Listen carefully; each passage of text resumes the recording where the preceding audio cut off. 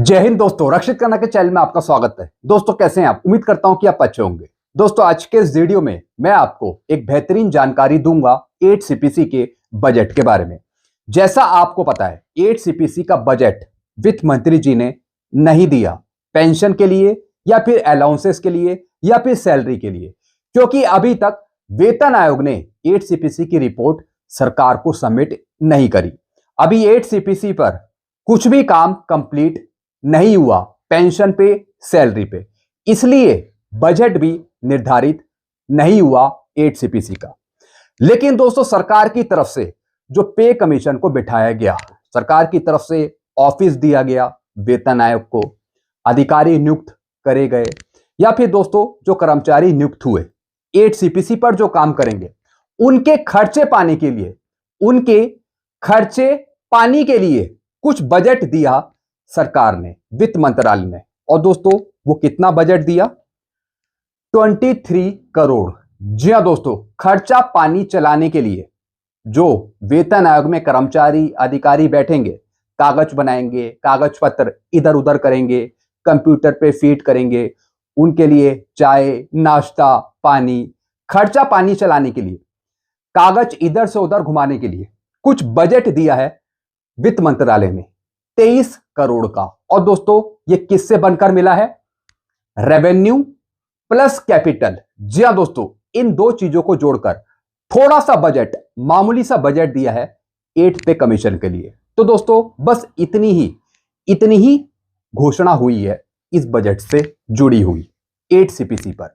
अब दोस्तों इसी के बारे में मैं आपको खुलकर बताऊंगा कि जो ये 23 करोड़ रुपए हैं ये यूटिलाइज कैसे होंगे, पे कमीशन इसे यूटिलाइज कैसे करेगा, किस तरीके से खर्चा पानी होगा, सारी जानकारी मैं आपको दूंगा। तो दोस्तों एक लेटेस्ट जानकारी है, फिर मैं आपको बता दूं ये पे पेंशन सैलरी का बजट नहीं है। जी हां दोस्तों, अभी 8 सीपीसी पर कुछ भी काम कंप्लीट नहीं हुआ, इस वजह से खाली खर्चा पानी चलाने के लिए थोड़ा सा बजट डिपार्टमेंट ऑफ एक्सपेंडिचर ने वित्त मंत्रालय की तरफ से दिया गया है वेतन आयोग के लिए, 8 सीपीसी के लिए। सारी जानकारी मैं आपको दूंगा, वो भी विस्तार से। साथ ही साथ दोस्तों अल्टीमेटम दिया गया है वेतन आयोग को कि 200 दिन के अंदर अपनी पूरी रिपोर्ट बनाकर भेजे सरकार को 8 सीपीसी पर। इसके बारे में भी आगे जानकारी प्राप्त करेंगे। तो दोस्तों ये सारी नई जानकारी हैं जो मैं आपको देने वाला हूं, इसलिए वीडियो में आप शुरू से लेकर अंत तक बने रहेगा। जानकारियों में आगे बढ़ने से पहले एक छोटी सी अपील मैं आपसे करूंगा, और अपील है चैनल सब्सक्राइब की। देखने में आया है काफी पेंशनर्स हैं जो वीडियो तो देख रहे हैं, लेकिन अभी तक उनमें से कुछ पेंशनर्स ने चैनल को सब्सक्राइब नहीं किया। ऐसे कितने पेंशनर्स हैं? सिर्फ 34%। तो मैं आपसे अपील कर रहा हूं, जितने पेंशनर्स ने अभी तक चैनल को सब्सक्राइब नहीं किया वो पेंशनर्स फटाफट सबसे पहले चैनल को सब्सक्राइब कर लीजिए, ताकि आपको एक्यूरेट जानकारियां, सही जानकारियां और आगे आने वाले वीडियो के नोटिफिकेशन भी आपको तुरंत मिल पाए। चैनल सब्सक्राइब करने के आपको एक भी पैसे नहीं देने, सब कुछ आपके लिए फ्री में है। चलते हैं दोस्तों, अब जानकारियों में आगे बढ़ते हैं।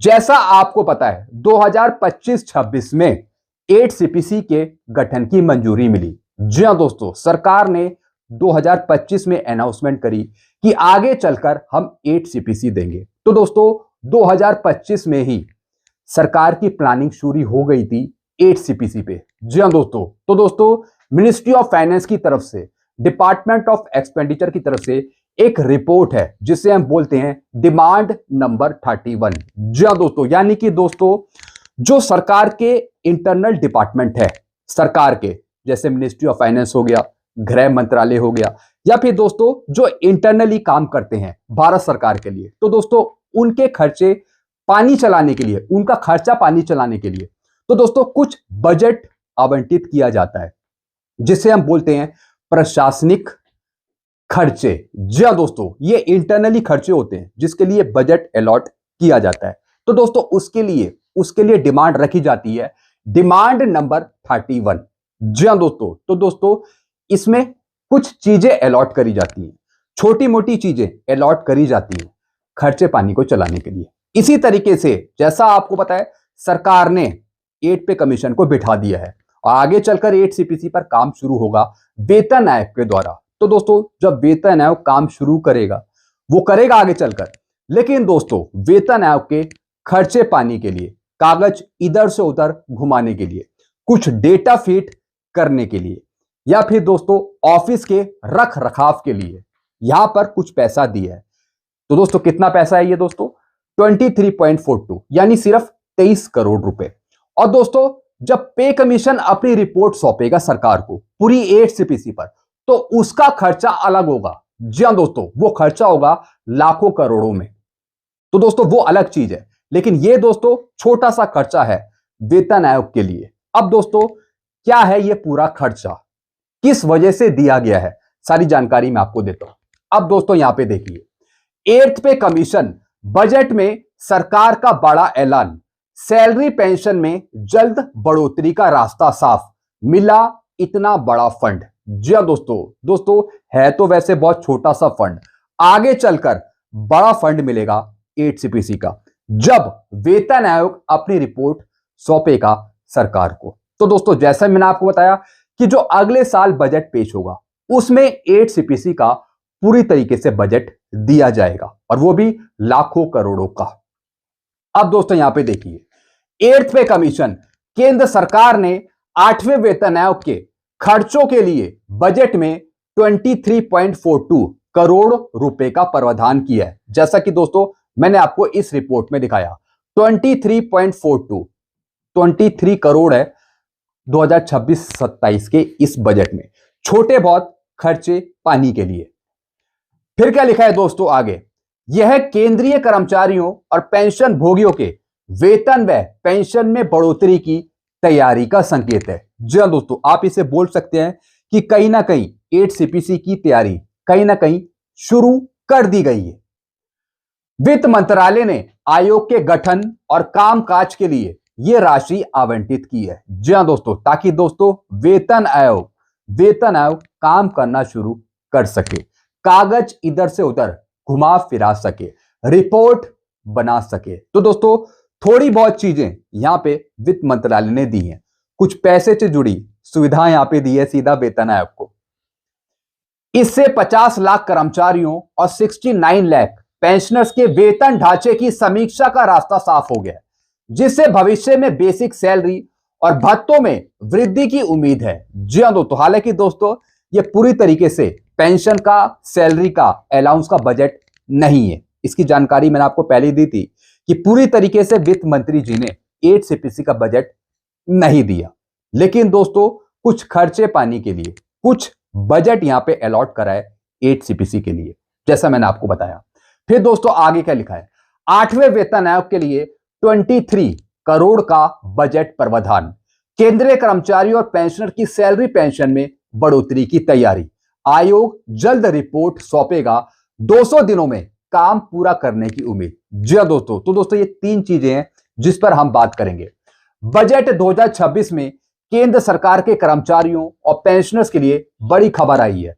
सरकार ने 8वें वेतन आयोग से जुड़े खर्च के लिए अलग बजट प्रावधान कर दिया है। इसका मतलब है कि वेतन और पेंशन में भविष्य में बदलाव की तैयारी अब आधिकारिक रूप से शुरू हो चुकी है। जैसा मैंने आपको बताया दोस्तों, यह प्रशासनिक खर्चे का बजट है। जी हां दोस्तों, जो इंटरनली वेतन आयोग बैठेगा, जो बैठकर काम करेगा, कंप्यूटर पे करेगा, चाहे फाइलों पर करेगा, जो भी कुछ करेगा, कागज इधर से उधर घुमाएगा, बाहर से कुछ रिपोर्ट लाएगा, कॉफी, चाय, पानी, जो भी वो करेंगे, तो दोस्तों उससे संबंधित यहां पे छोटा सा बजट दिया है वित्त मंत्रालय की तरफ से। तो दोस्तों छोटा ही सही, लेकिन अब काम शुरू हो पाएगा 8 सीपीसी पर, यह हमारे लिए बड़ी बात है।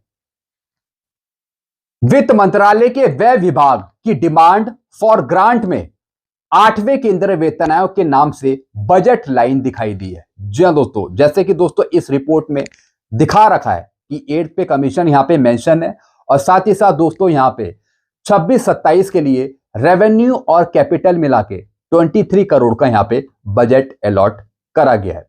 फिर दोस्तों आगे क्या लिखा है, पिछले 1 साल में कब कब क्या क्या हुआ। जी हां दोस्तों, फिर दोस्तों इन्होंने एक छोटी सी रिपोर्ट समझाई है कि 1 साल में क्या क्या हुआ।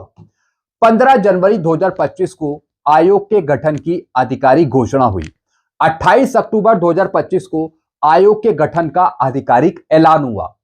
फिर 3 नवंबर 2025 को आयोग का आधिकारिक टर्म ऑफ रेफरेंस जारी करे गए।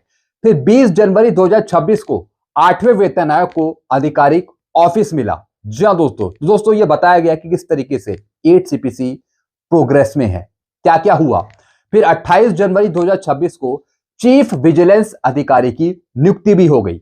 फिर 1 फरवरी 2026 को आयोग के लिए, वेतन आयोग के लिए, 8 सीपीसी के लिए 23.42 करोड़ रुपए आवंटित करे गए। तो दोस्तों अभी तक की पूरी एक साल की यह कहानी है, जनवरी 2025 से लेके और जनवरी 2026 तक।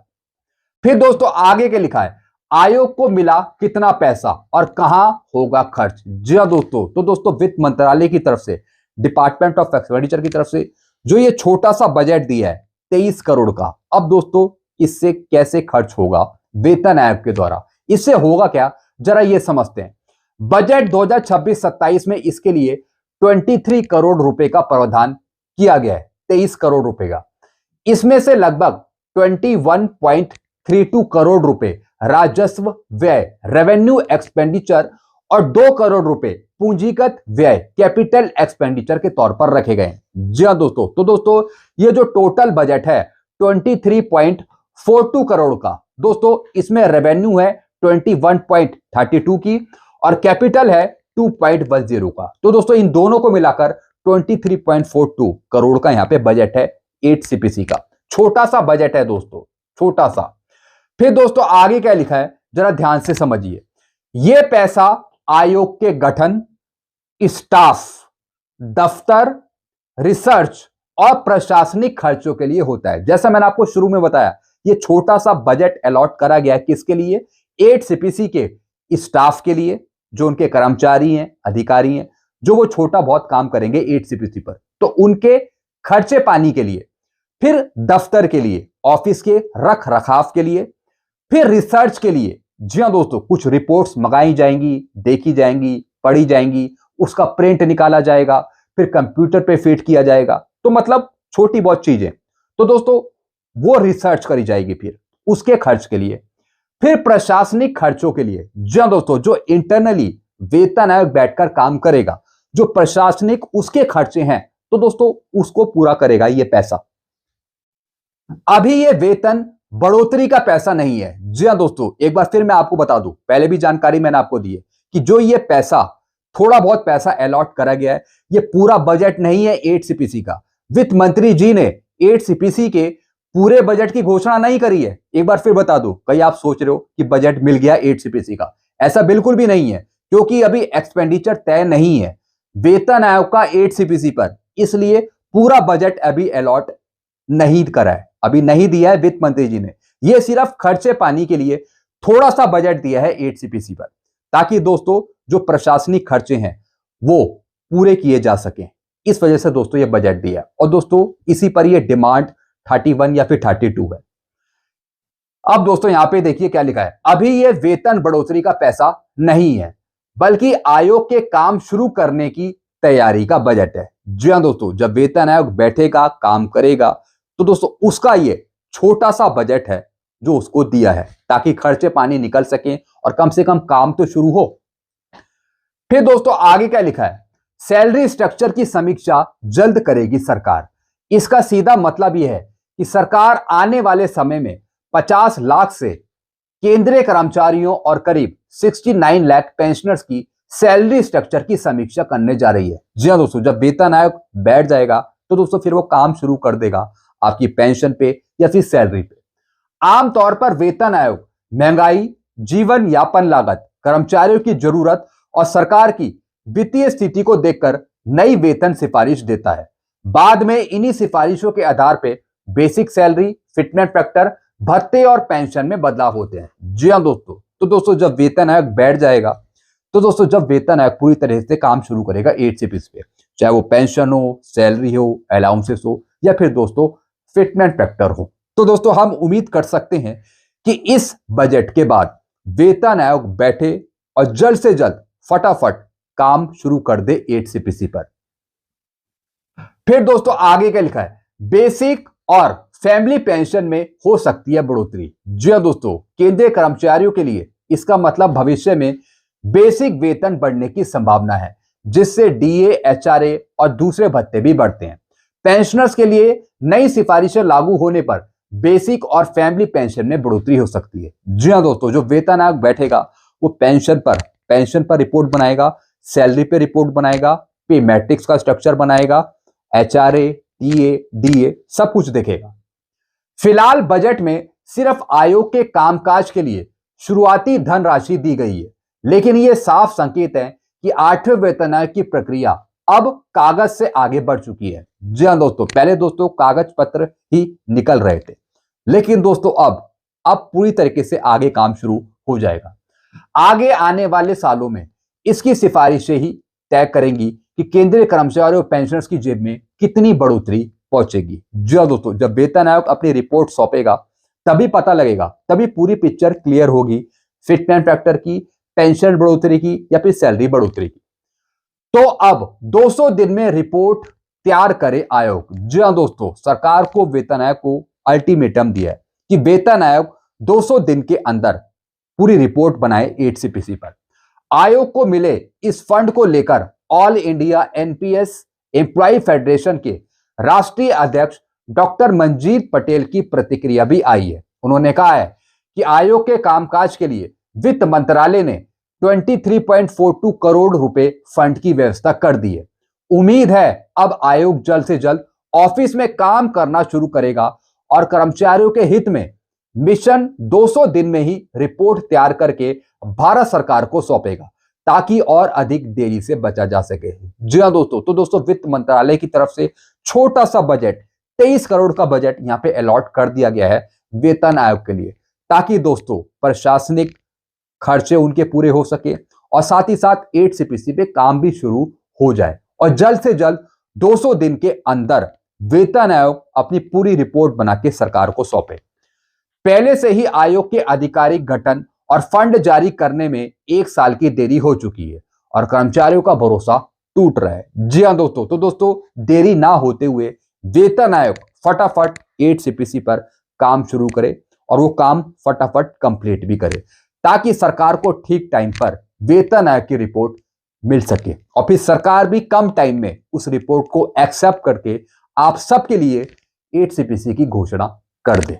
तो दोस्तों ये कुछ जानकारियां थी छोटे से बजट को लेकर 8सीपीसी के। एक बार फिर बता दूं, ये पेंशन बढ़ोतरी का बजट नहीं है, ये पूरी तरीके से 8सीपीसी का बजट नहीं है, ना ही ये सैलरी बढ़ाने का ये बजट है। तो दोस्तों एक ये छोटा सा बजट है जो वेतन आयोग को दिया है, ताकि ऑफिस के कामकाज, ऑफिस के रख रखाव, कागज इधर से उधर करना, छोटा सा काम करना, उनके चाय पानी, मतलब जो भी छोटा बहुत खर्चा है, तो दोस्तों उस खर्चे को पूरा करने के लिए ये छोटा सा बजट दिया है वित्त मंत्रालय की तरफ से।